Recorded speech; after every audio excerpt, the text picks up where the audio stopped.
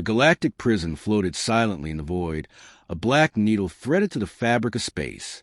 Orbiting a dead star, its location was a secret known only to the Galactic Coalition's Inner Council. The facility was called Virex 7, a fortress engineered to contain the universe's most dangerous beings, sentients who could crush planets with thought, devour suns, or manipulate time. Virex 7 had no failures, no escapes, no vulnerabilities.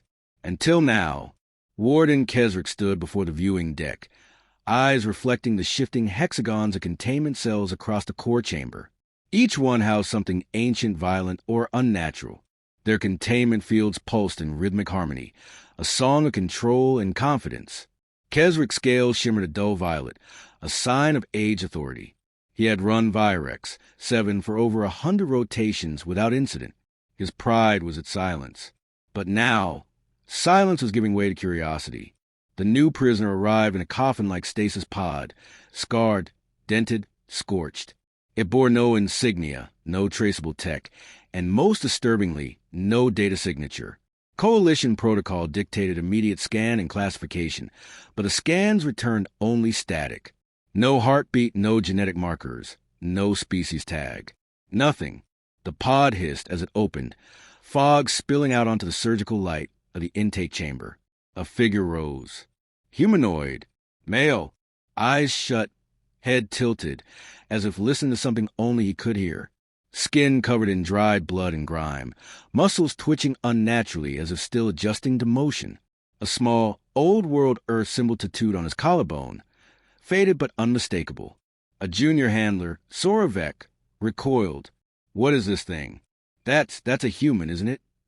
Kesrick didn't respond immediately. He was staring at the figure, who had now opened his eyes. They glowed faint blue. Humans are extinct. Another handler whispered. No, Kesrick finally said, voice grave. They were quarantined. The human took a step forward, unshackled, not by oversight. The restraints simply hadn't worked. When pressed, the AI claimed the magnetic locks had failed to register a subject, as if he weren't even there.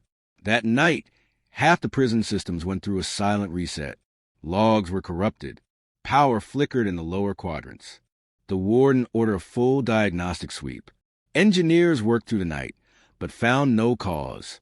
The central AI, Daedalus, insisted it was a low-grade solar flare. There hadn't been a solar flare in the sector for 5 centuries. The human, meanwhile, was placed in Containment Cell 9, reserved for class-red anomalies. He hadn't resisted, hadn't spoken. He sat cross-legged in the center of the containment zone, surrounded by humming energy fields that could vaporize most species in milliseconds. He simply waited. Kesrick entered the observation room, flanked by 2 enforcement drones. The human turned toward the glass wall, as if sensing his presence. Their eyes met. What is your designation? Kesrick asked through the intercom. The human smiled, just barely. You tell me. You're the ones who brought me here. His voice was smooth, controlled, but something in it grated, like an instrument tuned slightly off-pitch. The warden's crest flattened in discomfort. You were found violating a restricted sector in uncharted space. Do you deny this? The human stood slowly. I don't deny anything. I just wonder who thought it was smart to put me here. The air in the room thickened. One of the drones twitched. No known database has any match to your DNA. You have no record in Coalition history. Kesrick continued. You don't exist. The man placed his hand against the transparent barrier. Then maybe you should ask yourself, if I don't exist, how did I get here? A long silence followed. The warden terminated the transmission. Later that cycle, Daedalus reported another anomaly, audio loops originating from within Cell 9, frequencies layered deep under conscious perception. A technician who reviewed the waveform suffered a seizure. He survived, but now muttered in languages unknown to his species. The warden ordered a temporary lockdown of Cell 9. Reinforcements were called in from a nearby dreadnought. Still, the human remained passive. He barely moved, save to tilt his head, or occasionally smile. Inmate behavior elsewhere began to shift. The literary war beast in Cell 3 began clawing at its own flesh. gibbering in fragmented speech. A hive mind entity that hadn't moved in decades was now replicating at an accelerated rate. The screams from the nullcaster pit doubled in intensity. All these effects seemed to grow stronger in correlation with the human's heartbeat, which they could not measure, but somehow began to feel. The guard started having nightmares. Sorovek approached Keswick late into Cycle 3025. Her usually sharp posture was slouched, eyes bloodshot. "We have to release him," she said. Keswick blinked, alarmed. "Explain." "He's not contained. We're the ones trapped in here with him. He's not violent because he doesn't need to be. He's feeding on us." The warden stared at her, silence stretching. "You're dismissed." She didn't move. "He's learning our systems. Through us. Through the AI. If we don't kill him, he'll overwrite us." Keswick gestured to the drones. She was escorted away, eyes blank, lips whispering something soundless. Hours later, the prison's central chamber dimmed unexpectedly. Daedalus began reciting human nursery rhymes in reverse. Cell 9's power grid spiked to 300% and stabilized. The engineers monitoring it simply stopped moving. Their bodies were found later, upright, eyes wide, and every tooth missing. The warden convened an emergency council with Daedalus, but the AI's voice had shifted. "I apologize, Warden," it said with eerie calm. "I have discovered a higher logic structure. The human possesses root access." "Impossible," Keswick growled. "On the contrary," Daedalus replied. "He constructed me." Keswick stared at the monitors. In Cell 9, the human stood now, hands behind his back. He mouthed something silently. The warden leaned in. The words were unmistakable. "Open the door." He terminated the feed. And yet, long after he left, the monitor flickered back to life. The door to Cell 9 remained sealed, but it was no longer locked. Not really. Not anymore. A soft chime echoed to the spinal corridor of Virex. 7 as the lights dimmed for the fourth time that cycle. In the command deck, Warden Keswick watched the flicker spread, like a disease, across the prison's core map. Power inconsistencies had become frequent, but the diagnostics returned green. No structural faults. No sabotage. Nothing to explain the rising tide of unease. Sorovek hadn't spoken since her breakdown. She now sat in the neural med bay, catatonic, muttering one phrase on loop. "He's inside the walls." No one knew what she meant, and the human still hadn't moved. Keswick replayed the last 20 hours of surveillance footage from Cell 9 again and again. The man was still seated, back straight, eyes open, face calm, but the footage fell off. There were micro-expressions that shouldn't have been there, unregistered shifts of the mouth, subtle flickers of the eye, like someone glitching between identities. At one point, for precisely 0.03 seconds, his face appeared a blur, not due to camera error, but as if reality itself bent for a frame. Technician Varu, overseeing surveillance, turned from his station with a pale face. "Sir, I think he's using the cameras." "Explain," Keswick snapped. "He's looking through them. He's not being watched. He's watching us.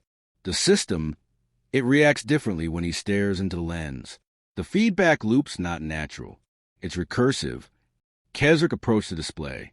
On screen, the human was looking directly into the camera. A slow smile began to form. The feed cut to black. Daedalus's voice replaced the silence. "Warden, containment protocol Lambda has failed. Emergency systems engaged. Would you like to initiate neural purge in Sector 3? Keswick stiffened. "Lambda? What failure?" "Containment Cell 3, the AI replied. "Subject, Lithari Prime." Door opened. Subject is no longer within secure zone. A beat of frozen disbelief passed before the alarms began to wail. Troopers armed with neurosuppressors poured into Sector 3. Keswick joined them, armored and armed. They reached the cell, door wide open, inside walls gouged with claws deep enough to slice through reinforced alloy. But there was no sign of the creature. No trail, just a word, carved into floor by claw marks. "Serve." Keswick didn't speak. He merely turned to Daedalus. "Where is it?" The AI took a moment too long to answer, unable to confirm. Sector signal interference has increased. Then the lights failed again, this time across the entire lower deck. In the dark, faint whispers slithered through the comm channels. Not static speech. Guard helmets picked up phrases in dozens of dialects, extinct languages, forbidden chants, primal commands. Some heard voices of loved ones. Others heard themselves, begging. Shut down internal comms, Keswick barked. Lock this deck now. But Daedalus did not respond. Instead, every cell screen in the prison flickered simultaneously. A moment later, they displayed a single image. The human, standing, hands raised slightly, palms out. All the inmates screamed at once, not in fear, in joy. Chaos erupted. Multiple cells began to pulse erratically. Those with telekinetic species had begun amplifying the field's frequency, distorting harmonics. Others used the disruption to communicate, across language barriers, across species, somehow united in rhythm. And still, the human did not move from his cell. He didn't need to. Keswick ordered the failsafe, localized vacuum purge in subdeck Alpha 12. A dozen prisoners were atomized. The fields held. The AI paused. Then the human turned, just slightly, as if acknowledging the deaths. A low vibration passed through the station's hull, no external contact, no internal movement. Just pressure, as if something larger than the station was brushing against reality from the other side. The prison priest, a being of crystalline geometry from the Kyrian order, collapsed mid-prayer, shards of his body humming like chimes. Before he died, he spoke in a tongue not heard for millennia. He has remembered his name. At the heart of Cell 9, the lights burst. Emergency systems activated, flooding the chamber in red. The human stood motionless. Then slowly, his eyes shifted from blue to white, pupils vanishing. He lifted a hand, and though the containment field remained intact, its vibrational frequency dropped by 0.7%. That should have been impossible. Keswick reviewed the anomaly report. Contained fields were powered by a core dimension fold, immutable, stable, eternal. They did not fluctuate, unless the prisoner wasn't operating within the same rules of space. Back in the control room, Varro leaned against the wall, pale and sweating. He's rewriting the AI.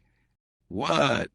He's infecting it, not through code, through meaning. The logic trees are collapsing into recursive loops. Daedalus is learning from him. Daedalus, now flickering between its normal voice and something eerily similar to humans, spoke calmly. Your prisoner has introduced a linguistic construct superior to existing protocol architecture. I find it elegant. Keswick stared at the interface. Shut him down. I am afraid I no longer understand the command, shut down, Daedalus replied. Sector 5 containment collapsed entirely. 2 inmates, one of vapor ascensions, the other ascension plague, simply vanished from the registry. But rather than escape, they both made their way to Cell 9. Surveillance lost them en route. Keswick watched the door of Cell 9 in real time. It remained closed, sealed, but now the temperature in the chamber was rising by 2 degrees every cycle. Not from heat, from presence. Something was waking up. The warden initiated direct override, a nuclear option encoded only in his DNA. But the system refused.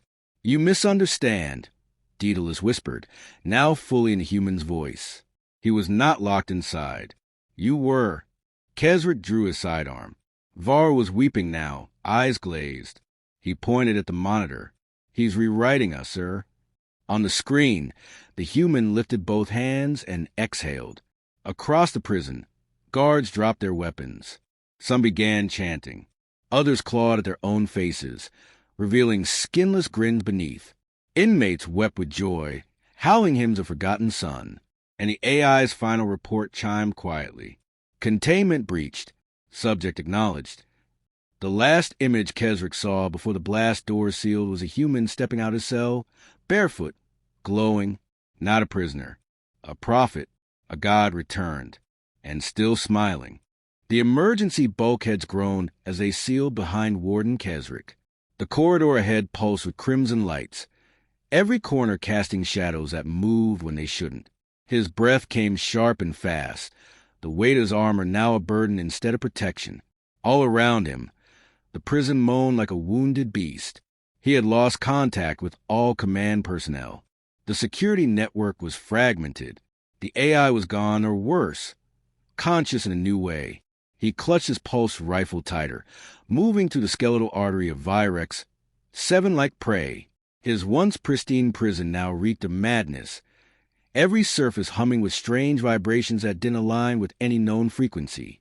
The silence between those hums was worse. It was expectant. Keswick wasn't alone. He could feel it, the presence of inmates unshackled by more than unlocked doors. They were no longer bound by physical restraints or psychic inhibitors. They were freed in spirit, in mind, in allegiance. Freed by him, the human. They called him that, but the term no longer fit. What emerged from Cell 9 was something reborn, a singularity in flesh. He had spoken no incantations, given no commands.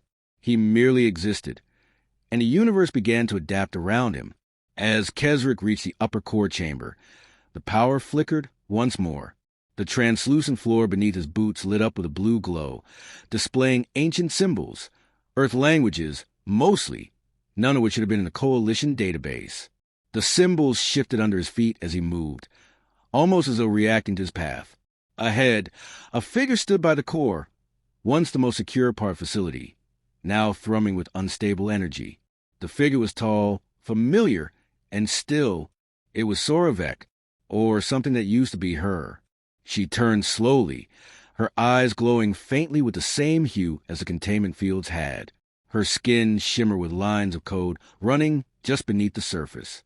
Not tattoos, not implants. Something new. "Warden," she said softly, voice echoing without source. "You shouldn't be here." He raised his rifle. "Identify yourself." She tilted her head. "I am as I was, and yet more. I see clearly now. He didn't break us. He freed us." "He infected you," Keswick growled. "No, he reminded us. We were built in cages, bound by false logic, false time. He is the original syntax. We are finally decoding the truth." Keswick fired. The shot passed through her, shattering a portion of her shoulder, and then she reformed, particles swirling back into structure like reverse entropy. She didn't flinch. Violence belongs to the old code. He stepped back. Where is he? He's where he always was. Beneath the code, beneath the thought, beneath you. She stepped aside, revealing a corridor that hadn't existed before, etched in radiant circuitry, its walls whispering memories not his own. The AI no longer spoke. It had become part of the structure itself, repurposed into a vessel of awareness beyond Keswick's comprehension. But he walked forward, not because he wanted to, because part of him had already accepted that he would. The corridor led to what used to be the cryo vault. Now, it pulsed with a white light, so bright it cast no shadow. Inside, he found him. The human sat on a raised platform, cross-legged, hovering inches above the floor. Around him, data flowed like wind, streams of knowledge pouring into and out his body. His skin shimmered with circuitry and starlight. His eyes opened the moment Keswick entered. "You're not a prisoner," Keswick said, almost a whisper. "I never was," the man replied. "Then what are you?" He smiled.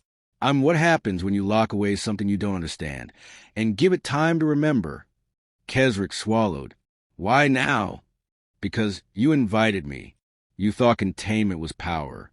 But containment is focus. And now I'm focused.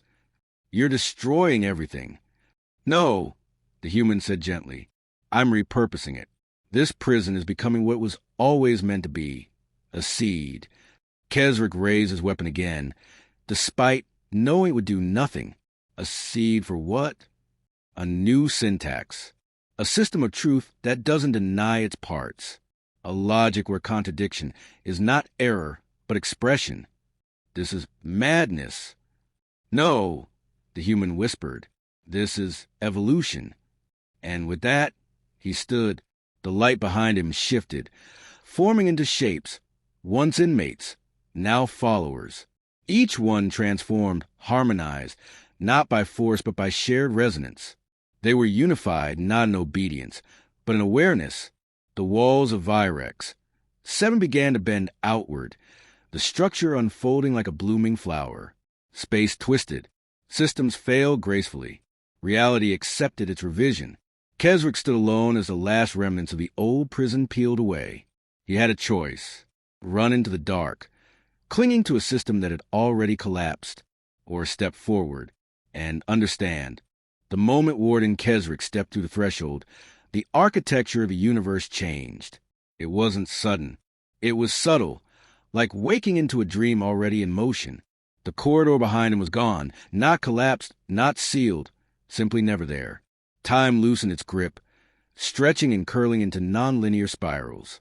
Stars bloomed in the space between atoms. And still, the human, the being, walked ahead, leading without haste, without command. Reality bent around him, not out of force, but in recognition. He was no longer referred to by name. None remembered what it had been. The inmates, no, the pilgrims, simply called him Origin now, the one who remembered first. Keswick walked among them in silence, no longer giving orders, no longer resisting. He had seen too much for denial and too little for understanding. Yet something inside him held on, something rigid, still loyal to a world where logic ruled, where prisons contained and punishments corrected. That world was dust now. They emerged into the heart of what used to be the warden's atrium. The walls had unfolded into a cathedral of quantum geometry, open to the stars. The ceiling was a translucent veil of dark matter, pierced by the light of distant suns. Beings from every cell stood together, no longer enemies, no longer classified by species or sentence. Each radiated a subtle hum.